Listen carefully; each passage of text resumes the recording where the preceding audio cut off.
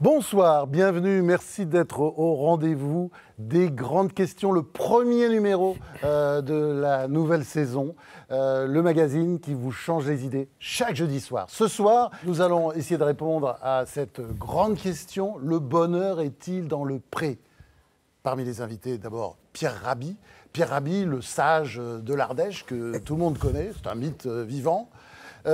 Stéphane Le Foll, qui est lui ministre de l'Agriculture, et c'est le personnage qui monte aujourd'hui au gouvernement. Ben oui, l'agriculture, parfois ça mène même à l'Élysée, regardez Chirac. Mathieu Ricard, le moine bouddhiste et docteur en génétique cellulaire, s'il vous plaît, face à eux, ces dames. On va commencer par Mazarine Pinjot, Géraldine Mühlmann, Eliette Abécassis, trois agrégés de philosophie que les télés du monde entier sont en train de s'arracher d'ailleurs en ce moment. Et puis, bien entendu, tout au long de cette émission, vous pouvez réagir par hashtag interposé, hashtag LGQ pour les grandes questions. On va commencer tout de suite par cette question toute bête. Je vais poser à ces messieurs. Le bonheur est-il dans le pré? Enfin, le bonheur, il est où? Est-ce qu'il est en Ardèche, par exemple, Pierre Rabhi? Oui, à condition qu'on le veuille, à condition qu'on fasse ce qu'il faut pour l'avoir, mais croire que le bonheur peut être intégral et complètement pur, c'est une illusion. Voilà. Il y a effectivement un bonheur relatif, c'est vrai, mais dans un monde compliqué. Le bonheur, est-ce qu'il est au ministère de l'Agriculture? Je ne crois pas un mot si vous dites oui, mais bon. Pas forcément toujours. Ça peut être fatigant par moment, donc on peut avoir envie de se reposer, mais voilà, on a une responsabilité, il faut l'assumer. Mais c'est vrai que c'est un ministère avec l'agriculture, la forêt, toutes les questions alimentaires qui touchent à des questions essentielles, puisqu'on parle d'alimentation, on parle de l'agriculture, on parle des terres, on parle des arbres. Ah bon, on va en parler tout à l'heure. On va en parler. Alors Mathieu Ricard, il est où le bonheur dans un le bonheur, évidemment, il est où on se trouve généralement. Dans un monastère bouddhiste au sommet de l'Himalaya? Pas seulement. Je pense que le bonheur est une manière d'être. On peut être misérable dans un petit paradis et garder sa joie de vivre face à des circonstances adverses. Et le bonheur aussi, il est construit avec et au travers des autres. Le bonheur égoïste, c'est une situation où tout le monde y perd. Ça vous rend misérable et vous rendez misérable tout le monde autour de vous. Donc un bonheur, il peut y avoir de bonheur qu'altruiste, finalement. Alors, on va passer au premier thème, le premier sous-thème de cette émission consacrée au bonheur. Bonheur est-il dans le pré? C'est la sobriété. Ça, c'est une question pour Pierre Rabhi, bien entendu. La sobriété et la nature sont-elles les deux mamelles du bonheur? Mais pour commencer, une question minuscule, toute petite, d'Éric Mata. On regarde, et puis vous répondez après, Pierre Rabhi. Pierre Rabhi, vous êtes le Socrate des champs, le prophète de la prairie. Vous êtes aussi cool que Charles Ingalls, aussi avisé que Jiminy Cricket. Bref, vous êtes la bonne conscience de notre société hyper-consumériste. Là où le grillon de Disney était comique et sage, vous n'êtes que sage. Fini de rire, l'heure est grave, la terre est malade de nos égoïsmes. Vous fustigez le mercantilisme, le libéralisme, le mimétisme prédateur, la consommation comme seul horizon. Au moment où la France se noie dans le pessimisme, on vous écoute, vous, le grand sachem de l'Ardèche. On vous trouve sympa, touchant, malin, un brin roublard, mais tellement sincère. À la croissance, vous opposez la sobriété, à l'individualisme forcené, la solidarité.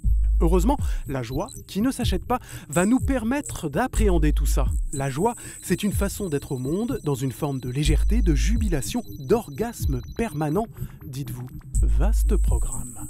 Page 155 du Monde a-t-il un sens? Vous écrivez « Chaque fois que je fais le plein de carburant, j'enrichis les monopoles pétroliers et contribue à l'altération de la biosphère. » Donc, pour résumer, il faut s'installer à la campagne, sans en bouger et être heureux. D'où ma minuscule question.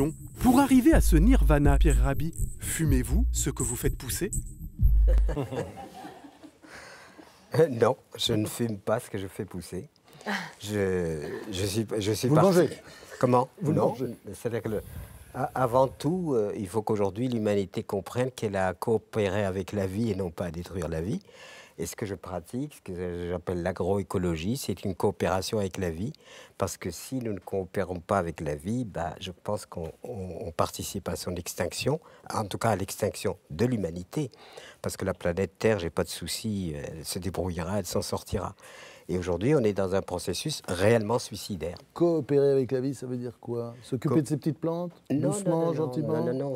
J'ai écrit des livres gentil avec elles, leur parler? qui ont été accueillis par le ministère de l'Agriculture comme étant très sérieux. Bon, un peu par la presse aussi, hein. Où on a fait, oui, la presse aussi. C'est-à-dire que ce que je vais dire en participant à cette émission, ce ne sont pas des théories générales, elles se fondent évidemment sur des expériences mises à l'épreuve, même dans des situations les plus compliquées comme le Sahel, où vous êtes en voie de désertification et quand vous apportez l'agroécologie, vous apportez la solution, parce qu'au lieu d'aller acheter des sacs d'engrais, vous participez à la régénération de la terre qui est un organisme vivant à part entière. Alors, vous prêchez la sobriété, comme d'ailleurs la Bible et le Coran. Hein, C'est pas dans ce registre-là. Bah oui, c'est toujours avec modération, dans la Bible, toutes les 5 minutes. Le Coran, c'est pareil. Oui. C'est dans un registre très réaliste. Aujourd'hui, vous avez une partition du monde, évidemment des gens du côté extrêmement riche, qui ont ce qu'il faut pour consommer, même si à l'interne de cette prospérité, il y a aussi de la misère. Sauf que là où il y a la richesse, c'est là qu'il y a la plus grande consommation d'anxiolytiques. Donc ça demande quand même à réfléchir. C'est intéressant, oui, bien sûr. Oui, le constat est tout à fait intéressant et c'est votre engagement surtout qui est passionnant. Vous êtes exemplaire, hein, votre biographie est tout un roman. Et d'ailleurs, je pense qu'il y a un lien intrinsèque entre votre choix d'un foyer, mais d'un foyer au sens où refaire de la terre un lieu d'habitation, hein, un espace de vie ou de vécu. Et vos arrachements successifs, parce que finalement, vous n'avez été que arraché dans votre vie, arraché à votre première famille, à votre mère d'abord qui est morte très tôt, arraché ensuite à votre seconde famille, celle à l'intérieur de laquelle vous êtes converti au catholicisme, donc arraché à une culture au profit d'une autre, arraché ensuite à cette seconde famille pour arriver à Paris, ensuite pour arriver en Ardèche.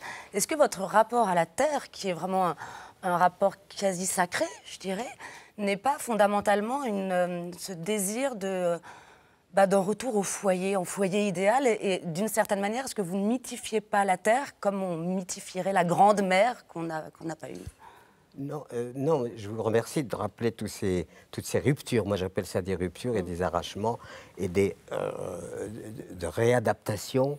Parce que quand vous êtes déjà déterminé par deux cultures, une culture musulmane où on vous dit Dieu est transcendant, n'a rien à voir avec, il n'a ni été engendré ni engendré. Quand on vous dit méfiez-vous du vin, il ne faut pas boire de vin, il ne faut pas manger de cochon, et que vous arrivez dans une culture où on se régale avec du saucisson et on boit du vin et tout ça, il n'est pas étonnant qu'on soit cinglé, quoi. C'est mon cas. Donc c'est comment finalement, en étant parti sur toutes ces contradictions, comment ensuite, pour ne pas perdre raison soi-même, retrouver peut-être quelque chose qui transcende tout ça, qui domine tout ça pour nous faire renaître complètement à nous-mêmes, parce que nous sommes les enfants d'une société qui nous détermine. Il faut sortir de ce conditionnement pour arriver à être soi. Alors, il y a l'autre sage du plateau, Mathieu Ricard, qui veut parler. Juste peut-être une expression qui entre en résonance avec la sobriété ou la simplicité heureuse. J'aime bien parler d'harmonie durable, parce qu'on parle de développement durable. Alors, la croissance quantitative, on sait qu'elle est impossible maintenant, il faudrait 3 planètes. Vous êtes très en 2050. rabiste alors maintenant. Hein? Vous êtes très rabiste en plus de bouddhiste. Oui, bien sûr. L'harmonie durable, c'est pour le moment de réduire les inégalités, sortir 1,5 milliard de personnes de la pauvreté et croître qualitativement, mais plus quantitativement, parce que c'est impossible. Donc ça ne peut pas marcher. Donc améliorer la qualité de ce qu'on fait et préserver le sort des générations à venir. Personne ne pourra vous contredire. Maintenant, la question du moyen, qui est une question plus proprement politique. Vous parlez d'éveiller les consciences. En lieu et place des prises de conscience, dont vous dites qu'effectivement ça vous rappelle l'électricité, ce qui est une pirouette assez jolie. Mais comment on fait pour éveiller les consciences à partir du moment où c'est juste un rapport individuel à soi-même? C'est-à-dire que j'ai aucune prétention à éveiller les consciences. Moi, disons, j'ai fait mes choix. J'ai travaillé à Paris dans une entreprise et j'ai décidé que je n'avancerai pas dans ce chemin-là. J'avais l'impression de troquer toute ma vie contre un salaire. Ma vie vaut plus qu'un salaire. Maintenant, chacun a ses raisons d'être. Donc vous avez changé de vie pour aller vivre à la campagne. Changé de vie parce qu'il y avait une protestation à l'égard du modèle que je considère, à tort ou à raison, comme esclavagiste. Mais on ne peut pas demander à toute une population d'une société post-industrielle. Moi, je ne demande rien à personne, je fais mon chemin. Oui, mais non, non, c'est pas vrai. C'est pas vrai. Non, je ne demande si rien. Si vous faisiez uniquement votre chemin, vous n'écririez pas des livres, vous avez un côté gourou, mais enfin, je ne vous le reproche pas. Non. Mais c'est pas vrai, il y a quand même une finalité politique. Je ne suis pas d'accord avec vous. Enfin, on peut être gourou sans le vouloir. Il ne faut pas se bourrer de gourou, d'abord. Personnellement, je ne suis pas du tout dans cette posture du gourou. Quand j'ai écrit mon premier livre, Du Sahara aux Cévennes, c'était strictement pour revisiter mon cheminement et essayer de décrypter ce qui était dans ce cheminement qui pouvait m'instruire moi. Et c'est un éditeur qui l'a lu et qui a dit « ça vaut la peine d'être publié ». Vous ne pensez pas exporter votre modèle à je n'ai pas de modèle à exporter. Le vôtre, le témoignage même non, de votre rien à exporter, parcours. Je fais des choses. Je vous crois à moitié, mais... Non, je peux vous assurer. Non, mais si vous croyez en quelque chose, c'est normal d'en être prosélyte. D'exalter, d'en parler. Je chante la terre. La terre est vivante et nous sommes en train de la tuer. Tous les jours, on répand des poisons sur la terre à laquelle nous devons absolument notre survie. Alors, c'est la terre qui vous rend heureux. Ce qui me rend heureux, je ne sais pas... Bah oui, vous êtes allé chercher le bonheur en Ardèche. Non, mais on ne trouve pas comme ça le bonheur. C'est là qu'il se trouve, Il n'y a pas une quête du bonheur. Le bonheur, vous pouvez être milliardaire, avoir des jets et des avions privés, et vous ne l'avez pas, forcément. Ça ne s'achète pas. Et vous savez, le mythe de ce monsieur qui vivait dans un tonneau. Bien sûr. Notre ami Diogène, oui. Et Alexandre le Grand, il disait merde à tout le monde. Dans sa grandeur, vient se pencher avec compassion sur ce type qui lui dit « mais je ne te demande rien, au toit de mon soleil, c'est tout. Oui, la terre ne ment pas, comme disait l'autre, Pétain. Stéphane Le Foll. Ouais. Stéphane Le Foll, lui, il vient de la Sarthe. Il a des origines bretonnes. C'est plutôt le granit, un mélange avec le calcaire. Un village de 256 habitants. Et une idée qui consiste à réfléchir à quelque chose de très simple. Les sociétés humaines et les grandes cités sont nées en même temps que l'agriculture. Que la société ou les sociétés ne se portent pas bien, qu'il y ait des problèmes à régler, ça c'est évident. Mais je voulais simplement poser ce postulat de départ, parce que l'idée qu'on opposerait la terre à la société, la ville à la campagne, l'agriculture aux autres activités est une erreur de base. Dans l'histoire, c'est tout le contraire qui s'est passé. Alors après, comment on équilibre les deux, c'est peut-être l'objet du débat. C'est parce que la ruralité ne se porte pas très bien aujourd'hui que ça ne va pas si bien en France, que le moral est au plus bas. C'est pas seulement la ruralité, c'est la perception que nous avons évidemment de notre réalité globale. Au lieu de percevoir la planète comme une magnifique oasis dans un immense désert astral et sidéral, Attends, il y a des exoplanètes quand même. Hein. Il y a peut-être. J'en sais rien. Il y a peut-être des calamars géants qui nous attendent quelque part. D'accord. Oui, mais enfin, c'est des hypothèses. Il n'y a aucune certitude. Enfin, il y en aurait une centaine de milliards quand même des exoplanètes. Il y en aurait. Avec la vie possible. Heureusement que vous dites il y en aurait. Vous ne dites pas il y en a. Donc aujourd'hui, la seule certitude que nous ayons, c'est que nous avons cette planète. Et au lieu de l'apercevoir comme une chance inouïe, on l'aperçoit comme un gisement de ressources qu'il faut épuiser jusqu'au dernier poisson, au dernier arbre, etc. C'est de la folie. Eliette. Est-ce que si l'on pense que le bonheur est dans le pré, cela veut dire qu'on refuse la modernité? Non, c'est garder les éléments positifs de l'évolution. Mais je ne peux pas souscrire à la bombe atomique, aux armes, à cette fureur de l'humanité et cette méchanceté de l'humanité qui ne pense qu'à créer le mal et la destruction. Qu'est-ce que vous gardez dans l'humanité? Qu'est-ce que vous enlevez? Et dans le progrès technologique, par exemple, qu'est-ce que vous en gardez? Est-ce que vous pensez qu'il faut le rejeter complètement pour se rapprocher de la nature? Absolument pas, l'évolution doit continuer. Mais quel esprit oriente l'évolution? Quels sont les choix moraux que nous faisons par rapport à ça? Et quand on choisit de construire des fusils, je ne peux pas souscrire à ça. Quand on fait de la chirurgie aujourd'hui, c'est extraordinaire, ça ne se faisait pas avant. Il y a une technologie qui grandit l'humanité, et il y a une technologie qui détruit l'humanité. Géraldine. Oui, alors pour prolonger cette question, il y a tout de même dans votre discours critique et sans doute avec légitimité, quelque chose qui me met moins à l'aise, c'est une dimension que j'appellerais un peu complotiste.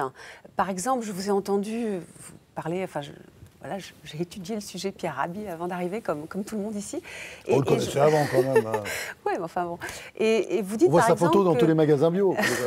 Vous dites par exemple que Ça s'est passé après la guerre. Il y avait des matières de guerre, dites-vous, des nitrates, du phosphore.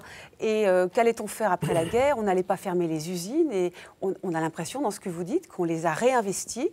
Je vous cite, dans 2 espaces de profit, l'agronomie moderne et la médecine. Oui. Dit comme ça donne l'impression que des gens ont organisé tout ça, ont organisé cette destruction. Rien n'est anodin. Il y a la pétrochimie internationale qui voyait des intérêts et elle a produit un prescripteur d'engrais, de pesticides, etc. et un prescripteur de médicaments. Voilà, c'est structuré, il y a des gens qui ont orchestré une sorte de destruction de l'homme par les médicaments, c'est ça que vous dites? Non, c'est-à-dire peut-être dans un aveuglement total et ignorance totale, mais les faits sont là. Donc c'est pas un complot, c'était des bonnes intentions? Vous savez, les bonnes intentions, je suis persuadé que des tas de gens pensent que les organismes génétiquement modifiés sont une très bonne intention pour la fin dans le monde, sauf que c'est un drame. Voilà. Mathieu Ricard. Oui, le Dalai-Lama, à propos des armes, disait « Un pays qui vend des armes vend son âme ».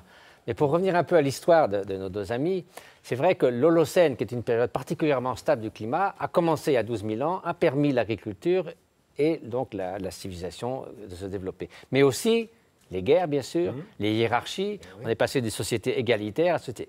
Et alors, le grand... Vous êtes sûr que la société était égalitaire au départ là, les chasseurs-cueilleurs étaient une société profondément égalitaire. Vous avez beaucoup lu Jean-Jacques Rousseau. Non, absolument. Non, mais il y a beaucoup de Jean-Jacques Rousseau dans tout ce qu'on entend. Ceci dit, on a été pris par surprise, en fait. La question de l'environnement, on n'a pas décidé de saccager la planète. Ce n'est pas des individus qui ont dit on va croître et avoir ces pouvoirs décuplés que nous ont donné la science, la technologie, etc., pour détruire la planète. Et donc, on se sent moins responsable d'un certain point de vue. Si vous voulez, une amie scientifique m'a dit si le CO2 était rose, on verrait le ciel rosir à vue d'œil et ça nous alarmerait un petit peu plus. Et donc, de ce fait, comme ça se passe assez lentement et qu'on est équipé par l'évolution pour réagir émotionnellement à des dangers immédiats. C'est un rhinocéros qui arrive à toute vitesse dans la pièce, on se lève. Sûr, hein, si on dit ils arrivent dans 30 ans, je dis et alors? Même un sanglier, hein. Faut faire attention. Rien qu'un sanglier. On a beaucoup de mal à avoir de la considération pour les générations à venir. C'est Groucho Marx qui disait pourquoi me préoccuper des générations à venir, qu'est-ce qu'elles ont fait pour moi? Mais malheureusement, un milliardaire qui s'appelle Stephen Forbes dit exactement la même chose. Sérieusement, on lui parlait de la montée des océans qui monte régulièrement. Il disait je trouve absurde de changer mon comportement maintenant pour quelque chose qui passera dans 100 ans. Donc après moi, le déluge. Et c'est cette attitude-là qui fait que la considération d'autrui est le seul fil d'Ariane qui permet de réconcilier le court terme de l'économie, le moyen terme de la qualité de vie et le long terme de l'environnement. Mazarine Pinjot. Non, ce dont vous parlez, c'est ce qu'on appelle le principe de responsabilité, qui est formalisé en tout cas par un philosophe allemand qui s'appelle Hans Jonas, et qui est à la fois très intéressant parce qu'effectivement aujourd'hui, quand on fait des découvertes technologiques, on ne peut pas savoir encore quelles seront les conséquences d'ici, je sais pas, 10 000 ans, 5 000 ans ou même 100 ans. Par définition, on ne peut pas, mais la question, c'est toujours celle du risque. Mais à ne pas continuer le progrès scientifique, à ne pas essayer de, je sais pas, de continuer le progrès médical, les vaccins, etc. C'est pas Là ça. aussi, c'est une prise de risque. De ne rien faire, c'est aussi une prise de risque. C'est-à-dire que dans ce calcul du risque, on n'interroge jamais la non-prise de risque comme si elle était neutre, alors que par définition, elle contient en elle-même aussi une prise de risque. Il ne s'agit pas de ça, c'est la connaissance inutile, comme l'écrivait mon père. Les scientifiques. Excellent livre, son père Jean-François Revel, il ne faut pas oublier. Hein. Ils ont les voilà ce qu'il a connaissances. donné, il a fait un bouddhiste. Sur ce qui va se passer. On sait très bien où on en est. Ce qui est très bien. Non, mais on a un discours. Mais quand vous dites revenez dans 49 ans, c'est une catastrophe dans 50 ans, revenez dans 49 ans. Juste sur ce point-là, quelle est l'idée qui, moi, m'intéresse dans ce que développe Pierre Rabhi par rapport à ce qu'a été la construction d'un modèle agricole de l'après-guerre? C'est vrai. D'abord, il a répondu à un besoin. Parce qu'à l'après-guerre, il y a eu une augmentation de la population extrêmement importante. Bon, donc, augmentation de la population, besoins alimentaires. Il faut se rappeler d'ailleurs, on oublie dans nos sociétés que juste après la guerre, c'est-à-dire il y a 50-60 ans, il y avait des tickets de rationnement. C'est-à-dire on ne pouvait pas manger comme on le fait aujourd'hui, aller dans un supermarché et s'acheter tout ce qu'on veut, tout ce qu'on peut. Ce n'était pas vrai, ça n'existait pas. Bon, donc il y a eu une espèce de profusion qui est arrivée. Mais le vrai sujet qui est évoqué, c'est que pour faire ça, on a considéré que les mécanismes naturels étaient d'abord des empêcheurs. Oui. Et on a cherché à empêcher les empêcheurs. Exact. Phyto, chimie. On est venu apporter, parce qu'on pensait que c'était pas avec les mécanismes naturels, mais avec ce qu'on allait apporter de techniques, de technologies et de produits, qu'on allait pouvoir produire. Ça s'est passé, on a produit. Sauf que la démarche de Pierre Rabhi, où elle est intéressante dans l'agroécologie, c'est de partir à l'envers. Et si les mécanismes naturels étaient utiles à la production agricole. Et c'est ça qui est intéressant. Mais rien que changer ça, c'est une rupture d'un paradigme par rapport à l'agriculture qui est immense. Le ministre, il est plutôt sur la ligne de l'agroécologie. Je vous le dis au passage, la loi d'avenir agricole a inscrit l'agroécologie comme un objectif. Pour créer une rupture dans ce sens-là. Pas pour revenir sur l'idée qu'on a besoin de produire, pas pour dire qu'il n'y aurait pas de problème d'alimentation et de production agricole, mais pour dire, attendez, remettons-nous un tout petit peu à l'ordre, dans l'ordre, et faisons en sorte que ce qu'on a considéré comme étant quelque chose qui pouvait nous empêcher, peut-être au contraire, quelque chose qui peut nous aider. Et on peut venir corriger ensuite si on a des problèmes, parce qu'il y en a, hein, on est d'accord, ça reste, mais c'est ce changement-là qui est extrêmement culturellement fort. Alors après, on peut discuter philosophiquement de ce que ça donne en termes de société, mais alors, et c'est là juste pour en venir au risque et à l'idée de la science, pour faire ça, plus que jamais, il faut de la science. Il faut de l'innovation. Voilà, alors, c'est ça. Il faut qu'on aborde la deuxième partie, c'est tout simplement l'harmonie des humains passe-t-elle par leur réconciliation avec le monde animal.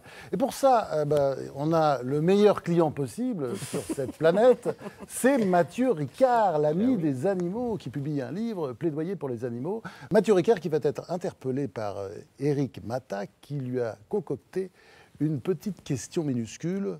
Regardez. Mathieu Ricard, c'est un sacré cadeau que vous faites à Brigitte Bardot. 350 pages bien troussées appelant au respect et à la bienveillance envers les animaux.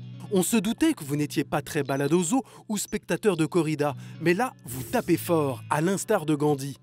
La grandeur et le développement moral d'une nation peuvent se mesurer à la manière dont elle traite les animaux. Prenons un exemple. 90% de nos concitoyens considèrent leurs animaux domestiques comme un membre de leur famille, alors que moins de 3% sont végétariens. Nous souffrons d'une véritable schizophrénie morale à laquelle il est de notre devoir de remédier. Écrivez-vous, page 187. En fait, nous dénions aux animaux leur caractère sensible pour les réduire à des objets faits pour divertir ou être consommés. Descartes ne pensait pas autrement il y a 4 siècles. 2 chiffres vous font dresser les cheveux sur la tête. Chaque année, on tue 60 milliards d'animaux terrestres et 1000 milliards d'animaux marins. Moine bouddhiste qui murmure à l'oreille du Dalai Lama, mais aussi docteur en génétique cellulaire, vous savez évidemment que 99% de notre patrimoine génétique est similaire à celui du chimpanzé, que nous partageons 50% de celui de la mouche et que les pigeons peuvent distinguer un Picasso d'un Monet. D'où ma minuscule question. Sous quelle forme animale, cher Mathieu Ricard, souhaiteriez-vous être réincarné ? Un être humain qui finalement fait partie de ce même règne. Oh là là, il répond à côté. Non, mais pas vous. Pas à côté. Non, à moi. Non, au contraire. Je réponds pas à côté du tout. À moi, non. À choisir dans le règne des espèces, je serais assez content de pouvoir continuer à œuvrer avec une intelligence humaine. Si c'était pas un être humain, ce serait quoi, s'il s'il vous plaît? Un petit effort, Mathieu Ricard. Moi, j'aimais bien cette réponse. Un être humain. Pas, il y a des oiseaux migratoires. Il y a la barge rouge du Canada qui fait 10 000 km sans se poser pour aller en Nouvelle-Zélande en naviguant sur les étoiles. C'est pas mal. Moi, je me perds dans Paris, ça m'aiderait un petit peu. Alors, Mathieu Ricard, la question toute simple. L'homme, c'est, disons, extrait. Il a tenté de surplomber le monde animal. C'est un peu ça l'histoire de l'humanité. On ne peut pas s'extraire de l'interdépendance globale de la biodiversité. Non, mais il a essayé. Darwin l'a remis à sa place, mais il a essayé. Il essaye toujours. Oui, c'est ça le problème. On ne peut pas s'extraire de quelque chose à laquelle on appartient. Je veux dire, vous pouvez vous extraire de votre propre corps, vous ne pouvez pas vous extraire de la biosphère et de l'interdépendance globale. Donc quand vous citiez la schizophrénie, moi ce qui me frappe le plus, c'est nous avons une civilisation qui a énormément progressé. Il y a 300 ans, on allait le dimanche après-midi emmener femmes et enfants pour voir des pendaisons, le supplice de la roue sur la place publique. Voltaire s'était insurgé parce qu'en plus, c'est vrai que c'était un innocent, qu'on brisait en morceaux à la masse, etc. etc. C'était normal. Une ville des Vosges, j'ai acheté un condamné à mort parce qu'ils n'en avaient pas eu pour plusieurs mois, donc ça manquait de spectacle. Donc il y a eu la Déclaration universelle des droits de l'homme. Maintenant, on s'occupe des droits des femmes, des droits des enfants, à juste titre. Donc le respect de la personne humaine est maintenant non négociable. On n'est plus au temps où Mao disait 200 millions de morts pour l'âge d'or du socialisme. C'est pas grave. C'est pas grave. Allez. En plus, les cadavres, ça fait de l'engrais. 10 000. Ça fait de l'engrais. Ouais. Donc on n'en est plus là. Mais d'un seul coup, vous avez l'animal, qui sauf si c'est un animal domestique ou si elle a une valeur marchande, a une valeur intrinsèque quasiment nulle. C'est de la machine à faire des saucisses, ou bien, en gros, c'est à notre disposition. Donc cette idée-là que 1,6 million d'espèces animales seraient simplement là pour nous, ça n'a pas beaucoup de sens. Il y a 80 000 espèces de c'est ce qui est écrit coléoptères. dans tous les textes sacrés, c'est-à-dire que ce soit dans la Bible ou le Coran, Dieu, il va créer l'homme après la femme, Alors, juste pas après. seulement- Et puis après, on va créer les bestioles pour qu'ils puissent les bouffer. Voilà, Milan Ah, c'est Kundera ça. disait, c'est un extraterrestre qui venait, il nous a dit, notre Dieu nous a dit que vous, les humains, vous avez décrit pour nous, et en plus, on est très friands de viande humaine. Qu'est-ce que vous direz? Hein? Donc, en fait, si on voit l'histoire du rapport des hommes et des animaux, dans les chasseurs-cueilleurs, les animaux étaient considérés comme différents, pas comme inférieurs. Et on mangeait plutôt et des fruits parfois- à l'époque, d'ailleurs. hein. Non, mais Plutôt ils les frugivores. chassaient, ils les Ouais, connaissaient, ouais, mais ouais. c'était différent. Et ceux qui les ont considérés comme inférieurs, c'était pour s'y retrouver moralement avec eux-mêmes. Au moment où ils ont domestiqués et ont commencé à les tuer en masse. Il faut quand même une certaine cohérence en soi-même. Et si on tue Blanchette à longueur de journée, on ne se sent pas très bien avec soi-même. Donc il fallait dire soit qu'ils n'avaient aucune douleur, soit qu'ils n'avaient pas d'âme, soit qu'ils ont été faits pour nous, soit qu'ils sont intrinsèquement inférieurs. Et d'où ces chiffres exorbitants que l'on trouve aujourd'hui. Donc il y a une incohérence éthique, puisque on respecte à ce point la personne et qu'on n'a pas le moindre, disons, considération pour ces milliards et ces milliards Qu'est-ce que d'autres c'est êtres bien, sensibles. Mathieu Ricard, mais je vais vous mettre entre les mains. il boit du Ah oui, thé. oui, je bois du thé. Mais est-ce que et je vais vous mettre entre Rien les que ça, mains c'est pas d'Eliette bien. Abécassis, ce sera peut-être moins amusant. ouais. Alors, bon, moi, je suis végétarienne depuis que France a eu la délicatesse de me faire visiter un abattoir. Et j'ai toujours dit que je ne voulais pas de cadavres dans mon assiette. Et dans ce livre, donc, vous décrivez très bien la façon terrible dont parfois on traite les animaux. On arrache les becs des poulets pour qu'ils ne se frappent pas entre eux. Et puis, il y a ces pages sur les ours dont certains Chinois apprécient la bile. Et on leur met un cathéter pour... Il reste 15-20 ans en cage, comme voilà, ça. 20 ans en cage, donc tout ça est terrible. La question que je voudrais vous poser, c'est est-ce que vous ne pensez pas que la société a besoin d'exorcisme et que fait-on de la violence si on essaye de l'abolir complètement? C'est-à-dire que la violence, elle est là, elle est présente. Par exemple, vous, que faites-vous de la violence qu'il y a en vous? Et que va-t-on faire de cette violence si elle ne s'exorcise pas Il d'une gueule façon... contre les gens provoquer. violents. Mais- Il gueule Et contre cette les gens question-là, violents à longueur. Il est très en cette colère contre les gens question-là, violents. C'est une vraie question. ça. J'aime bien les cette- questions qui contiennent déjà la réponse. Que faites-vous de la violence qu'il y avait en vous? J'ai consacré ma vie à essayer justement essayer de mon mieux de ne plus avoir la moindre trace de malveillance et de haine en moi. Mais là-dessus, c'est très Ah, intéressant. oui, enfin. C'est compliqué. Donc si vous voulez, Faites attention, c'est des philosophes. l'idée que ça soit gravé dans la pierre, ça, c'est les idées de Konrad Lorenz et de Freud, il y a une pulsion violente qui fait partie de tout. Mais ça n'a aucune valeur scientifique. Ça a été maintes et maintes fois démontré. Scientifique, mais factuel. Enfin, il suffit de regarder comment va le Alors monde. attendez. Alors, la violence, elle augmente depuis il y a 300 ans? Est-ce qu'on est plus en danger aujourd'hui qu'il y a 300 ans? C'est pareil. À Oxford, Enfin, il y a juste eu la en Shoah, 1350, Rwanda, attendez, à Oxford, en 1350, il y avait Cambodge. 100 homicides par an pour 100 000 habitants. Aujourd'hui, c'est 0,6. 100 fois moins d'homicides en Europe qu'il y a 300 ans.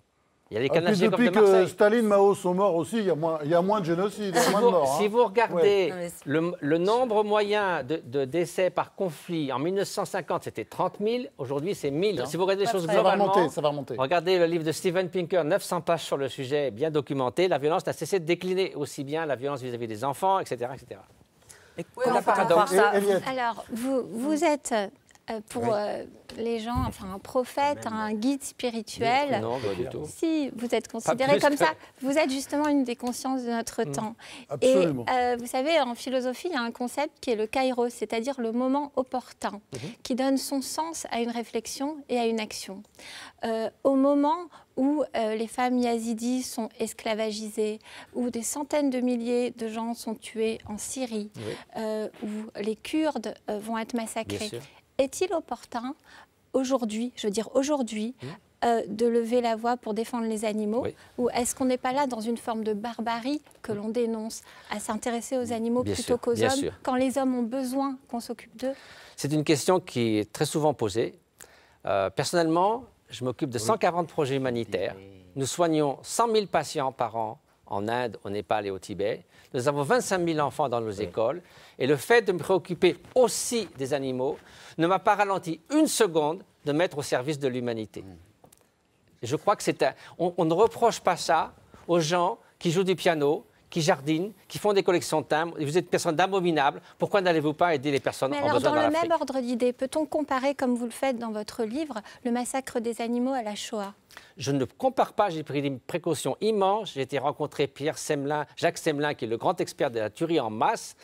Il m'a conseillé, et je l'ai fait, de forger un terme différent, le zoocide, qui concerne 60 milliards d'animaux terrestres et 1000 milliards d'animaux marins. C'est une tuerie en masse. Ce n'est pas du génocide qui s'affaire aux humains. Voilà, Et si vous ce n'est pas un regardez génocide. les 10 définitions des Nations Unies sur le génocide, il y en a un certain nombre qui s'appliquent au zoocide et d'autres absolument pas. Donc j'ai pris l'immense précaution de faire relire ce chapitre par des Mais grands vous spécialistes. faites un parallélisme. Je ne fais pas un vraiment parallélisme, je fais des en analogies. expliquant, voilà, Et des quand les analogies existent, on ne peut pas détourner le regard. Quand les personnes qui ont dû faire cette tuerie en masse au moment de la vache folle, quand tous ont fait cette analogie, quand Ishavash Bashevik Singer, un rescapé des camps, a été le premier à parler d'un éternel Treblinka. Prix Nobel de littérature. Hein, faut Parce pas que oublier, ce n'est pas un génocide qui, aussi horrible et dramatique, finit par avoir une fin. Là, c'est un zoocide qui, année après année, recommence encore. Et il y a des négationnistes qui disent que la Shoah n'a pas vraiment existé. Là, c'est une autre forme de négationnisme, c'est de dire que ça n'a pas d'importance. Et là, il y a un problème de cohérence morale. Oui. Alors, Les Pierre conceptuels. Rabhi, parce qu'on a une autre grande conscience, il n'y a pas que vous, Mathieu Ricard, il y a une autre grande conscience sur ce plateau, Pierre Rabhi. Et puis vous, Stéphane Le Foll, ça va venir. toute ça va venir. petite conscience. Vous êtes encore jeune. Hein. Pierre J'ai Rabhi, bien compris. Il y a comment, beaucoup la viande. J'ai deux grandes consciences et une toute petite conscience.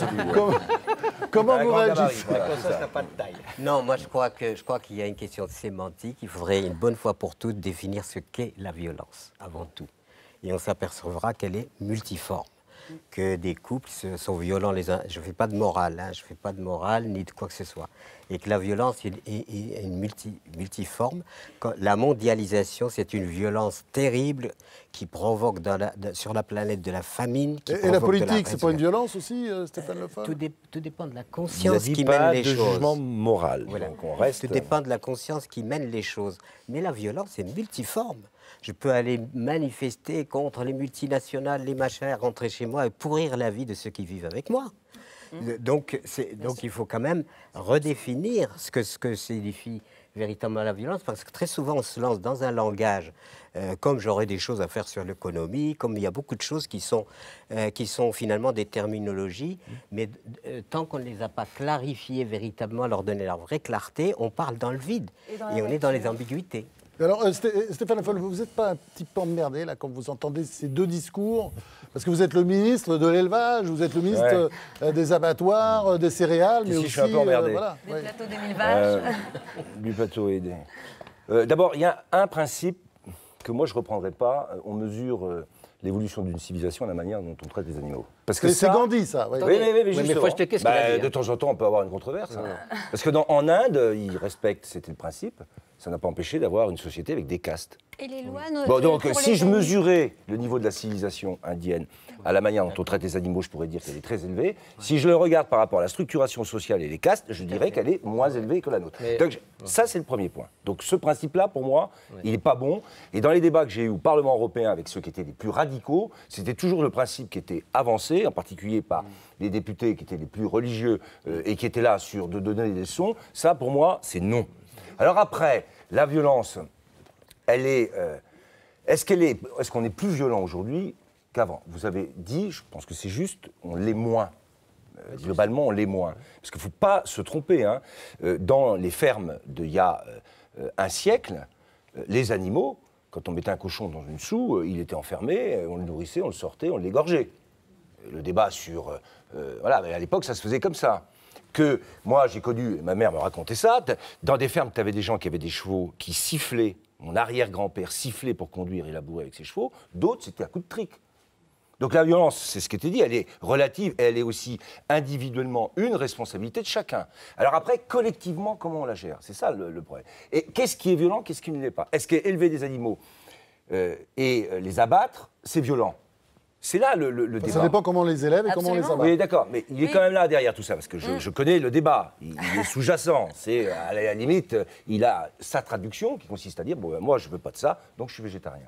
Bon, mais les animaux dont vous parlez, ce sont des animaux qui n'existeraient pas. Oui, bah, Oui.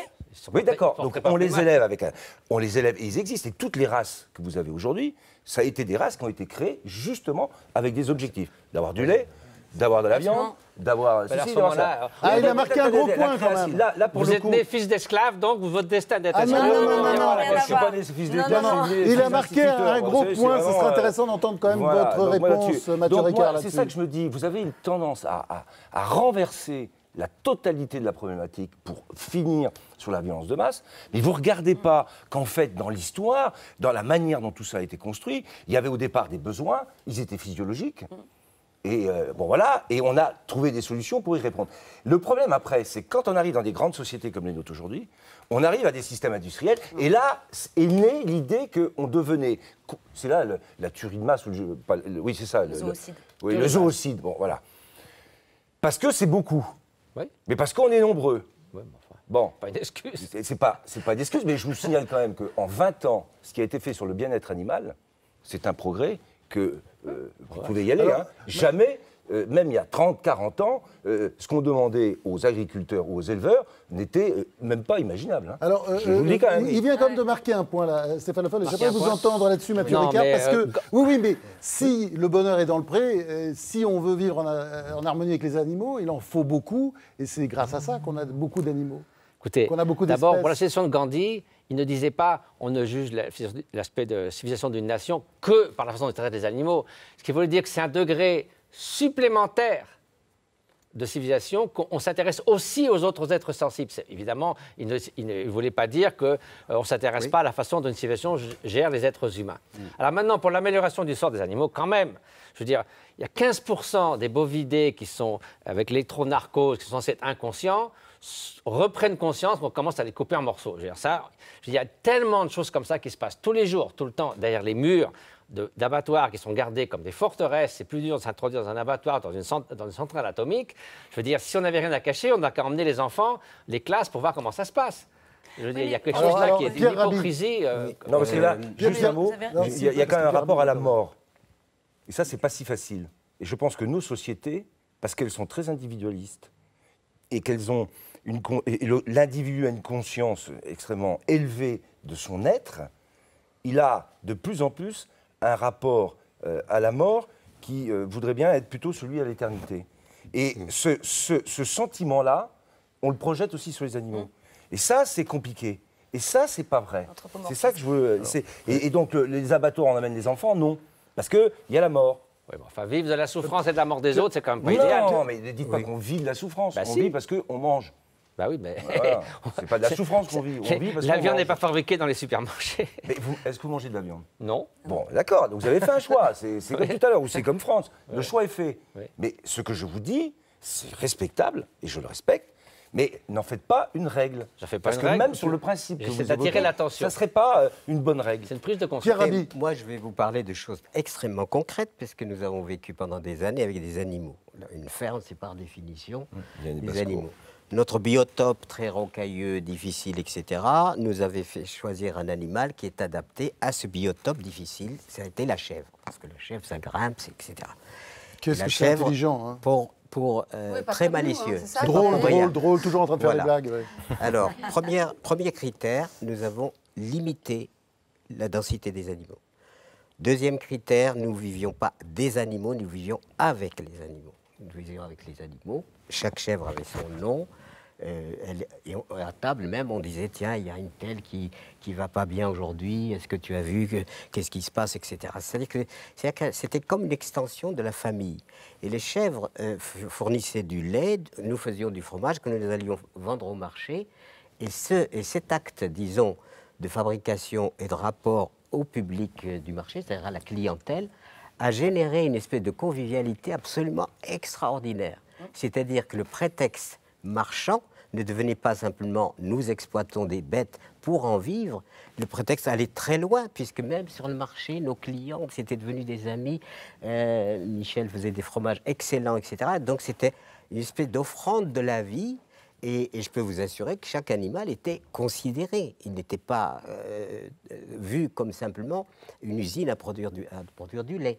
Donc il y a une espèce de comportement. Alors je le dis tout de suite peut-être à ma honte, je ne suis pas végétarien, mais pas pour autant disons, dans une posture. Je vais vous raconter une toute petite histoire. Vous savez que nous avons, dans le monde musulman, une fête qui s'appelle l'Aïd el-Kébir. L'Aïd el-Kébir, c'est le sacrifice en commémoration d'Abraham, etc. Bon, cette fête existe tout le temps. Toujours. Toujours. Donc, nous prenions un animal jeune, il fallait l'engraisser avant d'arriver à l'échéance.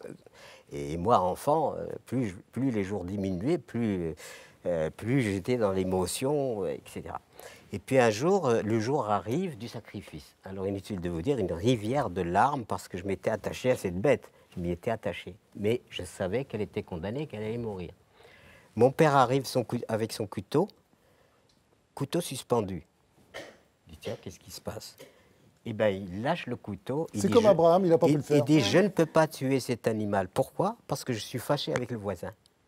Et il est allé chercher le voisin, ils se sont réconciliés, et c'est le voisin qui est venu sacrifier notre mouton, et mon père a sacrifié le mouton. Donc, on a donné, disons symboliquement à cet animal, bien plus que de la viande. Il est rentré dans une forme de symbolique de conciliation et de réconciliation, donc il est plus important que simplement un potentiel de chair. Et vous en avez mangé après de la viande, hein? Oui, parce que c'était en fait la notion de sacrifice, c'était une notion, la vie qui se donne à la vie. Il n'y a qu'une différence avec l'être humain. Quand un lion mange une antilope, il digère son antilope, mais il n'a pas de banque d'antilopes ni d'entrepôt d'antilopes pour vendre aux copains. Et on finit par tomber. Pierre Rabhi, là, c'est très intéressant ce que vous dites, parce que justement, la différence avec les hommes, ou certains animaux d'ailleurs, c'est qu'on fait du stock. C'est-à-dire qu'on tue ou on stocke parce qu'on pense à l'après. C'est bien aussi ce qui fait notre caractéristique. Alors, le thème de cette émission, c'est « Le bonheur est-il dans le pré ?» Et il y a une sous-question, c'est la troisième sous-question. Faut-il remettre la ruralité, la campagne, au cœur des priorités? Ça, c'est une question évidemment pour vous, Stéphane Le Foll. La ruralité est en train de disparaître peu à peu. Enfin, il y a beaucoup de gens dans nos villes qui n'ont jamais vu un chevreau, qui ne savent pas tout à fait ce que mange une vache. Bon, d'abord, la ruralité, elle a été changeante dans l'histoire même de la France. Le paysan, au début, était le dernier de la hiérarchie sociale. Dans des grandes périodes, le paysan n'existait même pas. Sous l'ère gallo-romaine, c'était des grandes exploitations avec des milliers de gens qui travaillaient, il n'y avait pas de paysans. Et après, il y a eu des serfs. Donc le paysan a toujours été celui qui travaillait la terre, mais qui n'était pas considéré. Il n'était pas dans la hiérarchie sociale. Bon, il y est arrivé. Et d'ailleurs, la République, à ce titre, a été... et la révolution industrielle, les deux en même temps, l'accession à la propriété, le développement de l'exploitant agricole, chef d'exploitation, se fait en même temps. Et c'est là que le paysan acquiert un statut, une place politique très importante. Le ministère de l'Agriculture, il est créé en 1881, à un moment où les républicains veulent à tout prix que les agriculteurs deviennent républicains. Parce qu'ils n'ont qu'une trouille, c'est qu'ils restent monarchistes. La ruralité, elle a pris des formes nouvelles. Il faut qu'on la pense. On a pensé l'urbain, on a conçu les villes. Les bourgs se sont construits et on n'a pas repensé le bourg, la ruralité. Et ça, c'est un enjeu d'aujourd'hui. Géraldine Mühlmann. Vos sujets, comme ministre de l'Agriculture, donnent vraiment l'impression qu'on ne peut rien faire au niveau national. Enfin, je crois que j'ai rarement vu un ministère où c'est tellement évident, que ce soit la question de l'alimentation et de la malnutrition. Il y a 16 millions d'Européens qui dépendent de l'aide alimentaire, 30 millions qui souffrent de malnutrition, que ce soit la question de la diversité des cultures, dont vous dites qu'il faut absolument la promouvoir contre l'homogénéisation, l'ensemble des sujets qui sont les vôtres, vraiment on se dit ou que ce soit la question des prix des denrées alimentaires, les prix qui baissent alors même que d'autres meurent de faim, enfin, ou en tout cas souffrent de la faim, on se dit que ça ne peut se faire qu'au niveau du marché international. Vous éprouvez ça chaque jour, je veux dire, ça vous fait peut-être pas plaisir, mais il y a quelque chose comme une impuissance nationale au ministère de l'Agriculture. D'abord, il y a des inerties énormes. Parce que quand on arrive... Et la politique, c'est ça. C'est gérer des sociétés avec des inerties que vous ne pouvez pas... Il y a ceux qui disent... Les philosophes, les penseurs, ils se construisent un monde. Donc eux, ils le gèrent. Un politique, il est confronté à la réalité. Et il est obligé de la gérer. Alors, elle a ses inerties et on ne la change pas comme ça. Donc ça, c'est le premier point. Le deuxième, si vous prenez par exemple la question alimentaire... la bataille qui a été conduite, et je le dis, le président de la République, dans son débat au niveau européen sur le budget, a sauvé 3 milliards d'euros pour l'aide alimentaire. Aujourd'hui, cette aide alimentaire, elle est concrète, elle permet un accès à l'alimentation qui ne serait pas possible s'il n'y avait pas cette aide. Donc la bataille, elle existe, on peut la mener et des fois, on peut la gagner. Si je reprends la question de l'agroécologie avec la loi qu'on a votée, on me dit « Ah oui, mais ça ne va pas assez vite ». Oui, c'est vrai. Mais pour enclencher un processus... Alors pour expliquer bien l'agroécologie, oui, je reviens à ce que je disais, c'est- c'est-à-dire ouais. réfléchissons à la manière dont on va réutiliser les mécanismes naturels pour pouvoir produire. Plutôt que de considérer que pour produire, il faut surtout évacuer. Oui, Les concurrences- envoyer des petits coccinelles pour tuer. Oui, par c'est un exemple, principe. voilà, Vous avez voilà, le puceron, ouais, vous avez la c'est ça, coccinelle. c'est- Vous au avez lieu de aussi un prendre autre des truc qui est insecticides, très on prend des intéressant, c'est coccinelles. vous labourez. Si vous avez 3 tonnes de vers de terre à l'hectare, ça vous laboure, ça remue 272 tonnes de terre. Ça remplace un labour. Et ça va bien plus profond. Et faut-il redécouvrir, faut-il s'organiser pour que les vers de terre travaillent à notre place? Exploitation moderne des vers de terre, c'est un scandale, du ça ver sera de le prochain livre. Mais c'est ça le principe, couvrir les sols, changer. Mais tout ça, ça nécessite des objectifs, ça ne va pas changer. Donc qu'est-ce que je fais? On a fait une loi, on met en place un changement dans enseigner autrement. Parce qu'il faut qu'on change les référentiels. Il faut qu'on remette au goût du jour les idées qui sont prônées par Abi, par d'autres, sur des techniques nouvelles. Il faut rechercher autrement. Parce que l'innovation elle est absolument nécessaire dans ce processus. On ne va pas rester en se disant on va faire comme il y a 100 ans, c'est pas vrai, ça ne marchera pas. Innover, il faut produire autrement, c'est toutes les techniques qui reviennent à l'agronomie, qui reviennent justement sur les recherches et les utilisations des mécanismes naturels, et puis c'est développer autrement. C'est-à-dire comment je diffuse ce qu'on appelle le savoir des pionniers. Il y a des pionniers, c'est-à-dire des gens qui ont pris des risques pour d'autres. Ouais. Et au moment où ils les ont pris parce qu'ils étaient convaincus.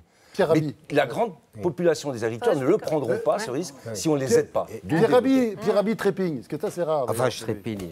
Je pense qu'il y a des choses à repréciser, c'est-à-dire que ce que ignore aujourd'hui le monde moderne, c'est que la Terre, c'est un organisme vivant à part entière. C'est un organisme vraiment vivant, c'est-à-dire il y a des micro-organismes, il y a des vers de terre, il y a tout cela. Et tout cela travaille gratuitement jour et nuit, sans faire grève, rien du tout, pour que les plantes que nous faisons pousser soient pourvues. Ils font grève quand on leur met des produits chimiques, ils font plus que grève, c'est-à-dire qu'ils disparaissent. Donc le sol est vivant. Et quand vous mettez des substances chimiques, ces substances chimiques sont nuisibles au travail de la terre qui élabore des oligo-éléments, des sels minéraux, des substances très subtiles pour notre alimentation. Ce qui fait que nous mangeons des aliments carencés, terriblement carencés. Et quand un végétal est carencé, ben, il cherche à survivre. Et à ce moment-là, il devient la proie facile de maladies, de parasites, etc. Qui sinon n'existent pas, bien sûr. Il n'y a pas de maladie dans la nature, il n'y a pas de violence dans la nature. Et, attendez, je me permets de vous interrompre parce que je n'ai pas dit grand-chose toute cette émission. Je trouve que vraiment, je ne vois pas pourquoi la défense des processus naturels, la défense d'un meilleur comportement de l'homme à l'égard de la nature, toutes ces choses que j'entends très bien, et je suis tout à fait d'accord, devraient passer par un discours d'un irénisme, enfin angélique sur la nature qui me sidère quand même. Non, moi je suis pas d'accord du écoutez, tout. Je suis vous pas n'arrêtez pas de dire que les chèvres et les vers de terre sont beaucoup plus intelligents que les êtres humains. Les gens dans les villes mangent des anxiolytiques, mais pas les paysans et les gens à la campagne. La terre ne tombe jamais malade toute seule, il faut lui avoir mis des produits chimiques.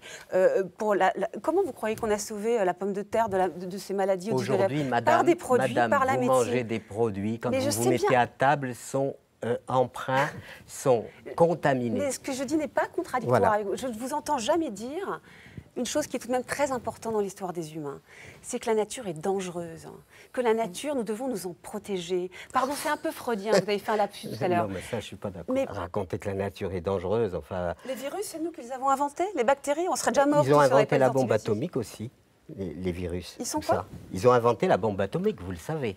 Les virus? Oui. Non, mais que nous soyons dangereux, je ne lis pas, je passe mon temps à dire. Nous sommes très dangereux, nous les humains. Mais la nature aussi. Ils ont inventé des missiles, ils ont inventé des drones, ils ont inventé... Que l'être humain soit ambivalent et non pas un gentil... Enfin, la violence est en nous, il n'y a aucun doute. C'est une question anthropologique, en fait. Vous avez une vision d'un homme absolument merveilleux et ça serait la société qui l'aurait perverti. Olivier Tabé-Cassis ? Pour revenir sur la notion de nature, il n'y a pas de nature. On le sait d'un point de vue philosophique, la nature, c'est une construction. Dès qu'on parle de nature, on est déjà dans une vision de la culture qui dit qu'il y a nature. Alors, qu'est-ce que vous voulez démontrer? Ah, je ne veux rien démontrer, je veux juste dire que la nature rousseauiste, le bon sauvage, l'homme est né libre et partout, il est dans les fers, cette image un peu idyllique de l'état de nature vers lequel nous aspirons tous et qui serait comme un paradis et qui serait notre bonheur, ça n'existe pas. C'est une construction. Je ne suis absolument pas dans ce romantisme-là. Voilà. Je suis dans une réalité absolue, que la nature, c'est une réalité, que les arbres, c'est pas une vue de l'esprit.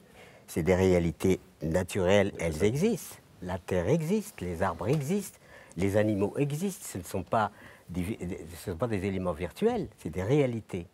Alors, vous êtes dans le romantisme de la nature. Je ne suis pas dans le romantisme de la nature, parce que de toute façon, nous sommes la nature. Et il faut arrêter de croire que la nature est nous.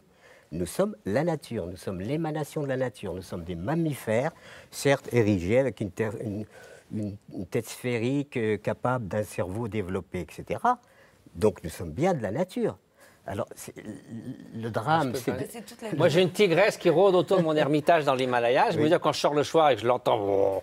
Je sais très bien qu'elle aimerait bien manger au petit déjeuner. Mais ça ne m'empêche pas de considérer comme un être sensible et d'avoir un peu plus de bienveillance pour les autres êtres sensibles. Terminer sur ce que vous avez commencé à dire, à savoir sur la violence que vous passez votre vie à essayer de maîtriser, ce qui est l'une des formes de la sagesse. Je ne sais pas pourquoi, je ne vois pas du tout les choses comme ça. Non, mais vous avez dit que la question de on a parlé de la violence, qui est une question importante, la violence de la nature et la violence inhérente à chacun d'entre nous.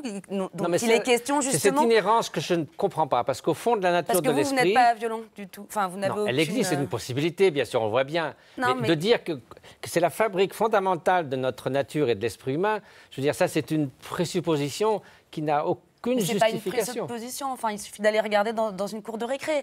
Je disais qu'on soit ambivalent par rapport à la...